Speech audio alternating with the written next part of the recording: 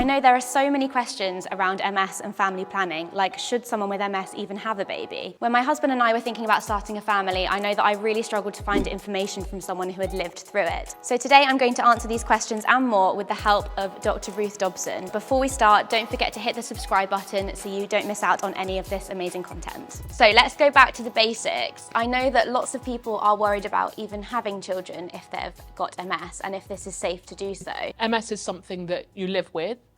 It's something that isn't going to go away. It may mean that you have to plan things or have those discussions, some of which can be quite uncomfortable to have them with your neurologist or your MS team. But it absolutely does not mean that you shouldn't have a baby. And this must be a question that you get asked all the time, but will my child get MS in the future because I have it? So the chances are your child won't get MS in the future. We know that the children of people living with MS do have an increased chance of getting MS in the future. And this is because part of MS is passed on through the genes. It's still much more likely that they wouldn't get MS than they would. We think the chance is somewhere between 1 in 100 and 1 in 200 children of mothers with MS get MS. So this means that sort of between 99 and 199 children don't. That's very reassuring. And do I need to stop treatment while trying for a baby? So that really depends on which treatment you're on. Some treatments are not safe to continue while you're trying to conceive, such as Gilenya or fingolimod.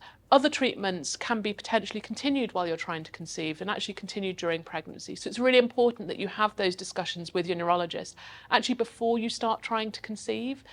And they can be really awkward conversations, but it's really important for the safety of both yourself and your baby that you have those conversations. And do you get the choice to choose whether you stop your treatment, or does the neurologist decide that, or is it what you're comfortable with when trying to conceive?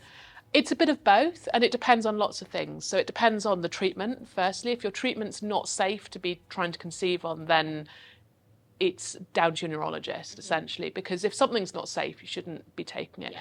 In that case, we might recommend that you switch treatments, change treatments to something that's safer to try to conceive on, or have a pause in your treatment. Where your treatment's potentially safe to continue while you're trying to conceive, then that's really a shared decision between you and your neurologist about what works best for you, for your MS, and how you feel about pregnancy. It's really important to remember that trying to conceive isn't always simple. It can take a long time for some people.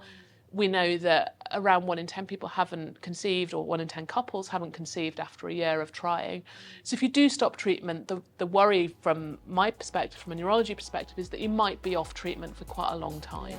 Have you guys had any of those discussions with your neurologist yet? And was it easier than you thought it was going to be? If you have any tips that you think other people might benefit from, then please do leave them in the comments below. So yeah, I mean, I agree. It's so important to have those discussions, and it's so important to have them early so that you know what you're doing and so that you can make plans both for a successful pregnancy and also having your MS well controlled.